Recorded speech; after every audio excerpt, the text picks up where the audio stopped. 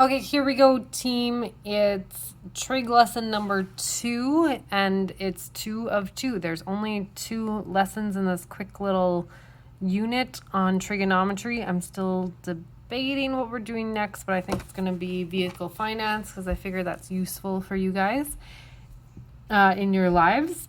But we're going to quickly kind of work through cosine law this week, review, and go ahead and do a little mini test. If you didn't already know, report cards are coming out next week, so there'll be a lot of information in the next 2 weeks about that. Okay, so we did sine law last week. This week we're going to do cosine law. The cosine law is a trig formula that allows for solving of any triangle, similar to the sine law. This is right triangle or not, again, like the sine law that we did last week. So this will show how to use it. Okay, I'm going to slide with my weird tripod here. So to find either side A or angle A, the cosine law for this triangle would be this. So we have A squared equals B squared plus C squared minus 2BC times cos of A. Okay, so this is really making sure we're referring to exactly A. If we wanted to find side B or angle B, we would replace A squared with B squared. And finally, if it was C, we do the same. So our C squared would go here. But what you need to notice is that C squared, okay, you're also going to find C here.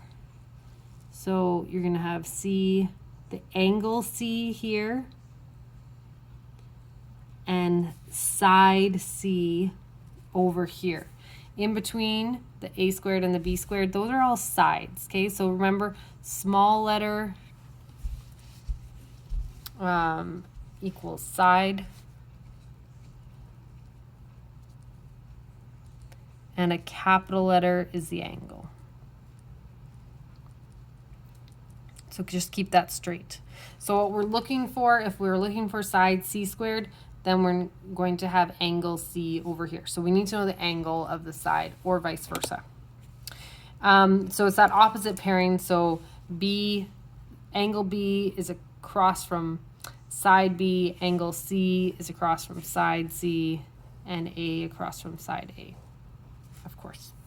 Okay, so we usually try to use the sine law first when we can, but if it's not possible, then we go ahead and use the cosine law, just because the sine law is pretty simple. And I was very impressed with people's work on the exit slip last week. You guys picked up on the sine law super quickly, which was great. So cosine law. If we take a look at this triangle, we want to solve for side B. So again, we're going to use that B squared as what we're equal to. So that's going to be equal to A squared. I'm going to write the formula first. Plus C squared minus 2AC. Okay, so the two other sides are again going here. Times cos of the angle that it's across from, and that's B. Okay, so we can plop in the information we know. We don't know B, but we know the rest of the information. So B squared is equal to A squared. So we're going to have 8 squared plus C squared minus 2 times 8 times 10 times, lots of times here, cos of B, which is 45. Let's hope I have my calculator nearby. So lots to do here. B squared is 64 plus 10 squared is 100 minus 2 times 8 is 16 times 10, that's 160 times the cos of 45. So we're just throwing that in our calculator. Cos 45 equals 0.707.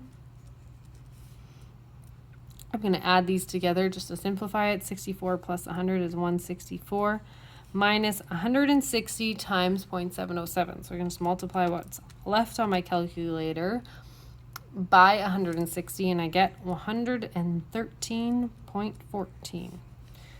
Let's throw that into our calculator. So B squared is equal to 50.86. We're not done yet because we have squared. Just like if you remember back to Pythagorean theorem, we always have to do the square root at the end. So B is equal to 7.13. Okay, so careful to do that last step of square rooting. So when we're solving for a side, that's what we're doing. We throw the side over here, and then the rest of the information goes across, including the angle for that side. Okay, just give me a second here. So again, I'll put these notes on the classroom, get all this information across to you. Okay, so cosine law. Again, we did the side length, but let's just do one quick other one. So p squared, we're looking for p here. So p squared is going to be equal to our other two sides. In this case, we have, and I'm going to write this out just so that you get used to looking at this. This is f squared plus, this is d for the angle, so the side is small d squared. Subtract 2fd times the cos of p. Okay, so let's throw in our values.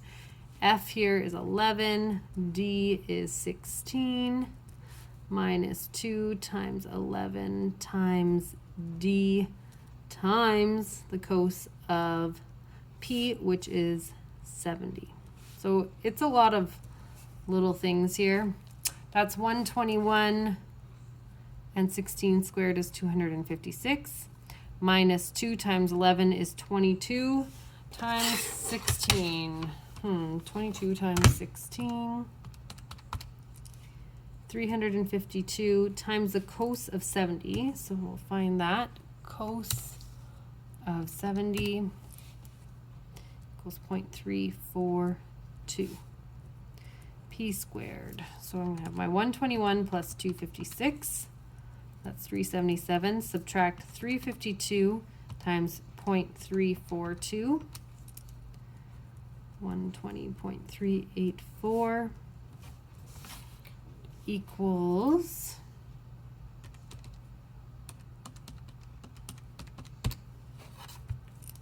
and remember then to take the square root.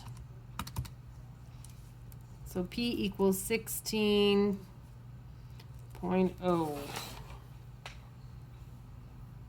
Okay, so that's for finding the side. Finding the angle is a little more complicated. I'm actually going to skip down to the bottom here for a second.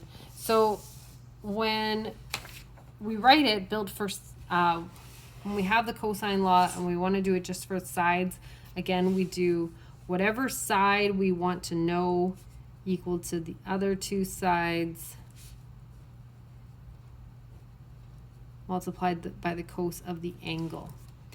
If we want to do this just for the angle and make it a little bit easier on ourselves to write it out, we're going to write cos of A is equal to B squared plus C squared minus A squared over 2BC. And yes, of course, you'll have these for your test. So we just write that out a little bit differently. We're going to need to use our inverse cos at the end. So beware of that. But we always do when we're solving for an angle.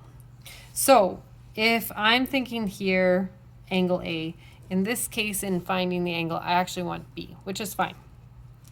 So I'm going to have cos of my B is going to be equal to A squared plus C squared, okay, the other two angles that the other two sides that we know.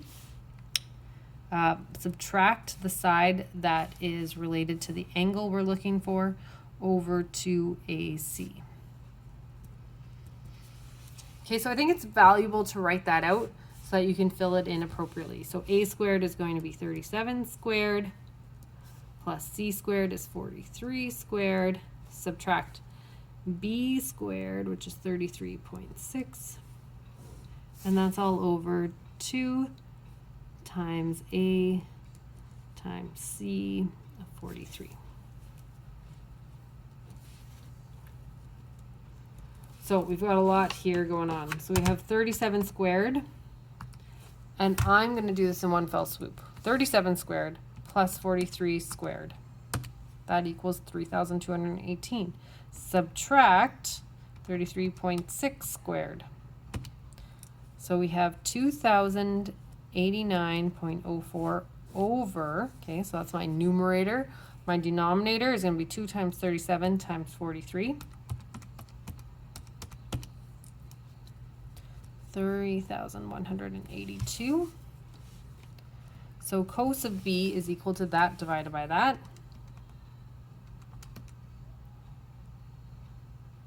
I think I added that there. Just a second. 2 times 37 times 43. Yep, I added a 2. Sorry. Okay, 2,089.04 divided by 3,182. And that equals 0.6565. Then we want b. We don't want cos of b. We want b. So to get b, we always take the inverse sign, and so we're going to have to do that on both sides. So we want the inverse sign, or sorry, not inverse sign, inverse cos for cosine law. Inverse cos of our decimal. 0.6565 equals 48.97 degrees.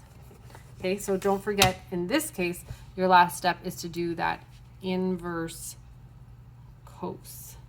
So second function on your calculator to get that. And when we're looking for the angles, we had to do the square root at the end to find, or not the angle, for the sides. So be careful about which one you're using. Okay, let me know as always if you have questions. Have a good day, guys. Bye.